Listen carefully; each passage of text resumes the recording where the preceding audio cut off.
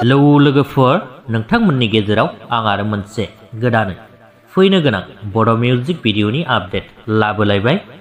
स' नोंथांमोना मोनथिखाबाय जानांगौ। स' लोगोफोर, बेनो जादों फावखुंग्रि गेमस्रि दैमारि बिथांनि आरोबाव मोनसे गोदान देमसि बड' मिउजिक भिडिअ फैगासिनो दङ। बे मिउजिक भिडिअनि टाइटेलानो जादों आगै अरमां। बे मिउजिक भिडिअआवनो बिथां गेमस्रि दैमारिजों लोगोसे फाव खालामनाय नुनो मोनगोन रास्मि ब्रह्म, फैला आरो मेन्देला बिथांमोनखौबो जयै फाव खालामनाय नुनो मोनगोन।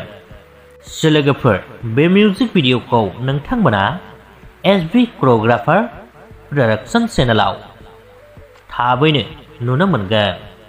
स' आसा खालामो नोंथांमोन बयबो बिथांमोननि फैनो गोनां देमसि बड' मिउजिक भिडिअखौ नायनो थाखाय नेनानै थागोन।